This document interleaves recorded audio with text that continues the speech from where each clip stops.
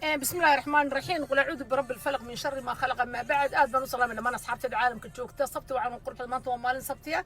تاريخنا حسي على مالنتي لباد بشي عسبيده شناد ماي 2026 الى اخر كذا نسي اللهم امين يا رب العالمين. ما مدين سلام ملك كستو عالم كجوجتان با hablaha Soomaaliyeed waxaan kula talinaya amal karim bad qaata yaqaana wajigu baasaboor ilaaliya kow talabaad waxyaabahan cabaysaan le waa lagu dhuuftaayo waa la isku caateeyayo iskeena dad badan baa dhakhtar u jifaa ee Turkiga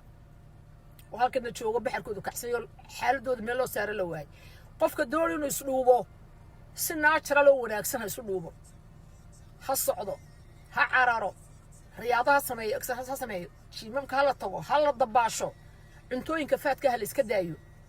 ee saqda dhaxal isku ridaaya aroosada lagu cunay waqtiyada dambe cashooyinka la isku xismo saqda dhax wixii lixda ka dambe lama cashay waayo kugu faxaysa cuntada moogta sonkortoo la yareeyo waxyaabaha naturalka la cuno biyaha la badsado socodka la badsado 2 litir maalinta dhawaad cabtaa laakiin hadii lagu yiraahdo waxana lagu dhuubtaana ku dhuubtay dadkii wada dhuubtay waa kuwa baxarkoodu kacsan la moodo hawaduna qaadayso laamaha ruuxmanaya noqdeen moogta maxay tooy oo daaba ka soo baxayso wad caajisayso faraaxidad yeelanayso wajigu waxa uu saas adoo dhama laga baqay laga baxsanaya iska ilaali waxyaabaha naturalka hablaha Soomaaliyeed ay ugu xidhano isticmaala billaah calaykum waliba dhakhtar baa loo geeyay oo dhakhtarka xitaa warayso GB wax ku taala dhakhtar maxaa rabaa inaan dhuubto maxaa ii qoraysa isaga ku qoraya list fiican oo ku saabsan healthigaaga iyo diet-kaaga marka aad baadin salaamaya xanuuna laga qaada balaaya laga qaada madax xanuun baa laga qaada wala dad baa dhakhtarada u jifo qaar baaba kicin baa lagu leeyahay